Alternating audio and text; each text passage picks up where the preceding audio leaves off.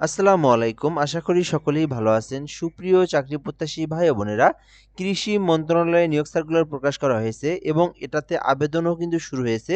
আবেদন চলমান আছে। এই সার্কুলার নিয়ে আজকে আমরা সুন্দর করে আপনাদেরকে বিষয়বস্তু দেখানোর চেষ্টা করব। এখানে কোন পদে কতজনকে নিয়োগ দেওয়া হবে, শিক্ষাগত যোগ্যতা, আপনার শিক্ষাগত যোগ্যতা অনুযায়ী আপনি কোন পদে আবেদন করবেন, এই বিষয়গুলো নিয়ে আলোচনা করব। ভিডিওটা অবশ্যই শেষ পর্যন্ত দেখবেন। তাহলে কৃষি মন্ত্রণালয়ের এই সার্কুলার নিয়ে সকল কিছু আপনি জানতে পারবেন। অবশ্যই ভিডিওটা শেষ পর্যন্ত দেখার জন্য অনুরোধ করা হইল। শুরুতে আরেকটা কথা বলে নেই, আপনি যদি আমাদের এই চ্যানেলটাতে নতুন হয়ে থাকেন, তো অবশ্যই সাবস্ক্রাইব করে রাখবেন। বাংলাদেশের সরকারি যত নিয়োগ সার্কুলার আছে, সকল সরকারি নিয়োগ সার্কুলার আপনি এই চ্যানেলের মধ্যে পেয়ে যাবেন। এজন্য অবশ্যই আমাদের সঙ্গে সাবস্ক্রাইব করে যুক্ত থাকবেন। তো এইটা একটা সরকারি নিয়োগ সার্কুলার। আপনারা সকলেই নাম জানেন, কৃষি মন্ত্রণালয়। কৃষি মন্ত্রণালয়ের নিয়োগ সার্কুলার।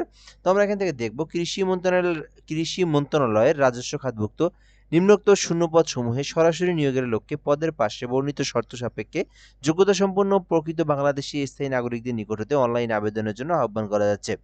অনলাইন ব্যতীত আবেদন গ্রহণ করা হবে না। তো এই বিষয়টা আমরা এখান থেকে বুঝবো যে এটা একটা সরকারি নিয়োগ সার্কুলার, এটা কৃষি মন্ত্রণালয়ের নিয়োগ সার্কুলার এবং এই সার্কুলারে বাংলাদেশের যেকোনো জেলার যেকোনো প্রার্থী চাইলে আবেদন করতে পারবে। অর্থাৎ সকল জেলার জন্য এই সার্কুলারটা, নারী পুরুষ সকলেই আবেদন করতে পারবে।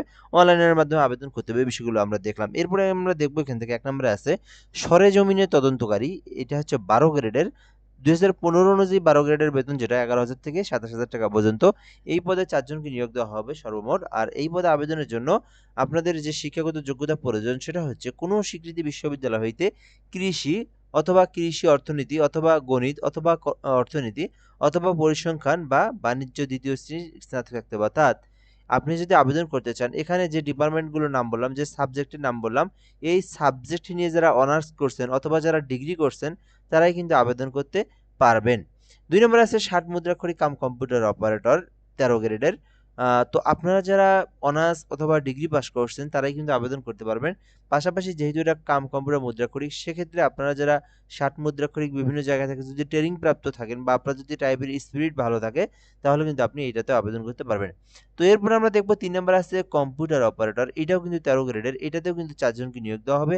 সো এক্ষেত্রে আবেদনের জন্য কোনো স্বীকৃতি বিশ্ববিদ্যালয় হইতে বিজ্ঞান বিভাগে স্নাতক ডিগ্রি থাকতে হবে। অর্থাৎ যারা সায়েন্স ডিপার্টমেন্ট থেকে যারা অনার্স অথবা ডিগ্রি করে থাকছেন তারা কিন্তু কম্পিউটার অপারেটর পদে আবেদন করতে পারেন। এটা কিন্তু ১৩ গ্রেডের। ৪ নম্বরে আছে অফিস সহকারী কাম কম্পিউটার মুদ্রাক্ষরিক, ২ টি পদ আছে। এটা হচ্ছে ১৬ গ্রেডের। এক্ষেত্রে আবেদনের জন্য কোনো স্বীকৃতি বোর্ড হইতে উচ্চ মাধ্যমিক থাকলে কিন্তু আপনি আবেদন করতে পারবেন। অর্থাৎ শুধুমাত্র এইচএসসি পাস করলে আপনারা আবেদন করতে পারবেন। আর কম্পিউটারের বেসিক নলেজগুলো জানা থাকলে কিন্তু আপনি এটাতে আবেদনের জন্য আপনি যোগ্যতা বলে বিবেচিত হবেন। ৫ নম্বরে আছে ক্যাশ সরকার, একটি পদ আছে। এক্ষেত্রে আবেদনের জন্য কোনো স্বীকৃতি বোর্ড হইতে বাণিজ্য বিভাগে উচ্চ মাধ্যমিক সার্টিফিকেট থাকতে হবে, তাহলে কিন্তু আপনি আবেদন করতে পারবেন এবং কম্পিউটার চালানোর দক্ষতা আপনার অবশ্যই থাকতে হবে। অর্থাৎ আপনারা যারা এইচএসসি তে অর্থাৎ ইন্টারে যারা বিজনেস স্টাডিজ নিয়ে যারা পড়ালেখা করছেন তারা কিন্তু আবেদন করতে পারবেন। ৬ নম্বরে আছে অফিস সহায়ক। এইটা আপনারা কিন্তু সকলেই নাম জেনে আছেন যে অফিস সহায়ক একটা পদের নাম। তো এইটা হচ্ছে ২০তম গ্রেডের হয়ে থাকে, ৮টি পদ আছে। তো মোটামুটি কিন্তু কম না, ৮ জনকে নিয়োগ দেওয়া হবে। এখানে ৮ টি পদের সংখ্যা আছে। তো এক্ষেত্রে আবেদনের জন্য শুধুমাত্র এসএসসি পাস থাকলে আপনারা আবেদন করতে পারবেন। এখানে কিন্তু আলাদা কোনো অভিজ্ঞতা বা ইত্যাদি কোনো কিছুর কথা বলা নাই। জাস্ট আপনি এসএসসি পাস করছেন তাহলে কিন্তু আপনি এই সার্কুলারে আবেদন করতে পারবেন। তো আপনারা আপনাদের শিক্ষাগত যোগ্যতা অনুযায়ী আপনি যে পদের যোগ্যতা, সেই পদে আপনি আবেদন করবেন। এখন আমরা দেখব আবেদনের যে মূল বিষয়গুলো। আবেদনের জন্য অবশ্যই আপনাদের বয়স যেটা সেটা কিন্তু ১৮ থেকে ৩২ বছরের মধ্যে হবে। অর্থাৎ ১৮ বছরের নিচেও হওয়া যাবে না, ৩২ বছর প্লাস হওয়া যাবে না। এর মধ্যে থাকলে আপনারা আবেদন করতে পারবেন। এখানে দেওয়াই আছে ১৮ থেকে ৩২ বছর।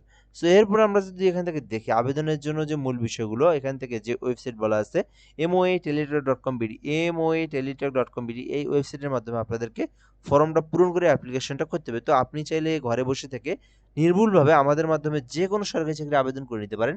সো এইজন্য হোয়াটসঅ্যাপ নাম্বারটা দেওয়া আছে এখানে। হোয়াটসঅ্যাপে এসএমএস করবেন 017758303120, 017758303120। এই নাম্বারে হোয়াটসঅ্যাপে এসএমএস করলে কিন্তু আপনি আমাদেরকে পেয়ে যাবেন এবং নির্ভুলভাবে সরকারি যে কোনো চাকরির আবেদন আমাদের মাধ্যমে করে নিতে পারবেন।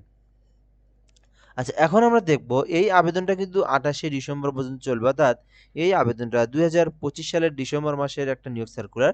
এটা হচ্ছে আপনার ২৮শে ডিসেম্বর পর্যন্ত চলবে। তো যারা ভিডিওটা দেখছেন অবশ্যই ২৮ তারিখের আগে আবেদনটা করবেন। এখন আমরা দেখব ফি কত টাকা প্রদান করতে হয়। আপনারা সকলেই জানেন গ্রেড অনুযায়ী কিন্তু প্রতিটা জবের ফি জমা দিতে হয়। তো এখানে যে বিষয়গুলো দেওয়া আছে, তো এখানে দেওয়া আছে যে ১ নং ক্রমিক পদের জন্য, অর্থাৎ ১ নং ক্রমিক পদে যদি আপনি আবেদন করে থাকেন, সেক্ষেত্রে আপনার ফি আসবে ৳১৬৮ তো সকলেই জানেন ২ টা এসএমএস এর মাধ্যমে ফি জমা দিতে হয়। সেক্ষেত্রে আপনারা ৳১৭৫ রিচার্জ করবেন। এরপরে ২ থেকে ৪ নং এর মধ্যে যদি আপনি আবেদন করেন ২ থেকে ৪ নং পদের মধ্যে। সো এক্ষেত্রে আপনাদের ৳১১২ দেওয়া আছে এখানে।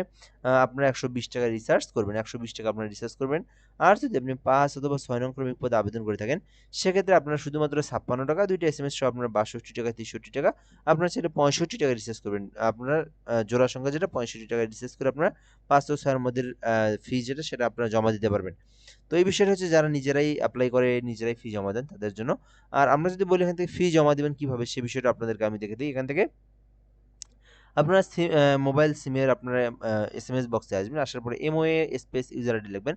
অর্থাৎ অ্যাপ্লিকেশন থেকে ইউজার আইডি লিখে 16222 নাম্বার যেটা টেলিটক সিমের নাম্বার ওই নাম্বারে আপনারা সেন্ড করে দিবেন।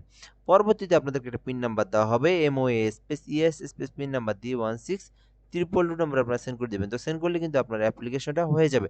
তো এই পদ্ধতিতে কিন্তু আপনাদের আবেদন করতে হবে সময় কিন্তু খুবই সংক্ষিপ্ত যেটা হচ্ছে ২৮শে ডিসেম্বর এর মধ্যে আপনাদেরকে এই সার্কুলারে আবেদন করতে হবে। তো এই সার্কুলার নিয়ে যদি আপনারা আরো কোনো কিছু জানতে চান বা বিষয়বস্তু জানতে চান, সেক্ষেত্রে কমেন্ট বক্সে কমেন্ট করে জানাতে পারেন। ইনশাআল্লাহ আমরা রিপ্লাই দিয়ে সেই বিষয়টাকে জানিয়ে দেওয়ার চেষ্টা করব। আর যেটা বললাম যে অবশ্যই আমাদের চ্যানেলটাতে সাবস্ক্রাইব করে রাখবেন এবং আমাদের এই হোয়াটসঅ্যাপ নাম্বারে যোগাযোগ করে যেকোনো আবেদন করে নিতে পারেন। আমরা কিন্তু অনলাইনের মাধ্যমে সরকারি চাকরির আবেদনগুলো করে দিয়ে থাকি। ভিডিওটা এ পর্যন্তই। ভালো থাকবেন। আসসালামু আলাইকুম।